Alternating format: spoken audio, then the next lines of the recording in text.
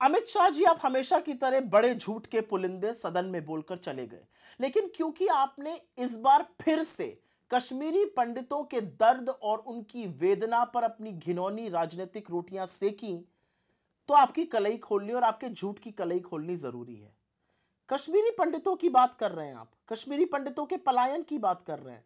जब 1990 में कश्मीरी पंडितों का पलायन हो रहा था, तब विश्वनाथ प्रताप सिंह की सरकार थी केंद्र में, जो आपके समर्थन से चल रही थी। आपने समर्थन वापस क्यों नहीं लिया? असलियत यह है कि उस सरकार में गृह मंत्री मुफ्ती मोहम्मद सईद थे, जिनको आपने मुख्यमंत्री बनाया। असलियत यह है कि वहां पर गवर्नर जगमोहन थे, जिनको आपने केंद्र सरकार में मंत्री बनाया। असलियत तो यह है कि आपने समर्थन वापस 7 अगस्त 1990 में लिया, कश्मीर के मुद्दे पर नहीं, कश्मीरी पंडितों के मुद्दे पर नहीं। मंडल कमीशन की रिपोर्ट को स्वीकार किया था विश्वनाथ प्रताप सिंह की सरकार ने, इसलिए आपने समर्थन वापस लिया। तो आप पिछड़ा विरोधी तभी से थे। आप कश्मीरी पंडितों की बात करते हैं। आज कश्मीरी पंडितों की जिस तरह से टारगेटेड किलिंग हो रही है, शायद पहले कभी हुई हो। राहुल भट्ट से लेकर मिस बाला तक की टारगेटेड किलिंग हुई। कश्मीरी पंडित आपसे मिलने के लिए बेचैन रहे, आज भी धरना और अनशन पर बैठे हैं। उन पर लाठियां बरसाने का, उनको करंट के तार लगाने का काम आपकी सरकार ने किया। क्यों नहीं उनको सुरक्षित रख पाए? हमने तो 3000 घर बनाए, उनको आपने बेघर कर दिया। हमने तो लोगों को नौकरियां दी, और आज हालात ऐसे हैं कि कश्मीरी पंडित जम्मू में रहने को मजबूर हैं। वो कश्मीर अपनी नौकरियों पर नहीं लौट पा रहे हैं क्योंकि टारगेटेड किलिंग हो रही है। यह है आपकी सुरक्षा। कश्मीरी पंडितों से हटकर बात करते हैं शांति की।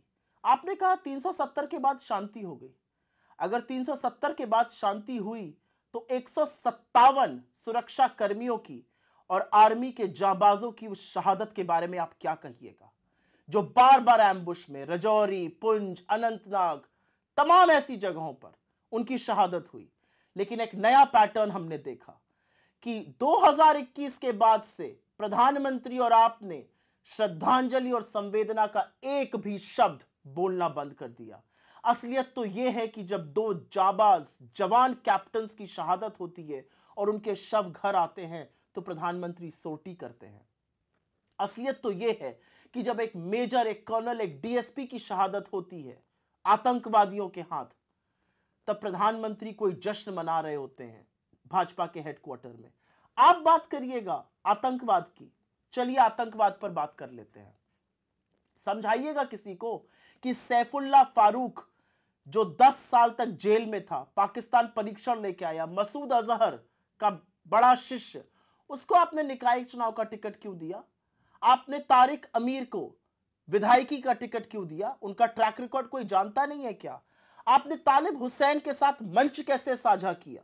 और आपने आसिया अंद्राबी को बेटी बचाओ बेटी पढ़ाओ का ब्रांड एम्बेसडर बना के उसके पोस्टर लगवाए।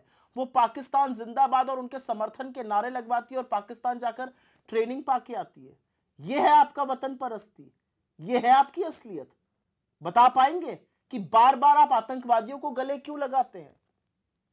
और एक बात और, ऐसा क्यों होता है कि जब जब भाजपा की केंद्र में सरकार होती है, तभी रघुनाथ टेम्पल पर प्रहार होता है, तभी अमरनाथ यात्रा पर प्रहार होता है, हमला होता है? ऐसा क्यों है?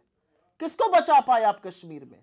ना आप कश्मीरी पंडितों को बचा पाए, ना वहां पर आप शांति बहाल कर पाए। और क्योंकि आप चुप रहेंगे तो सच नहीं बदल जाएगा कि कश्मीर में आज भी हमारे जाबाज शहीद हो रहे हैं।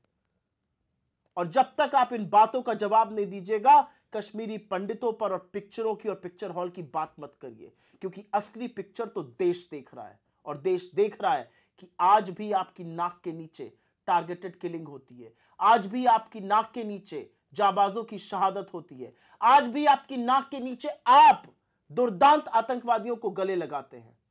जब यह सब करना बंद कीजिएगा, तब कश्मीर पर अगली बार बात कीजिएगा।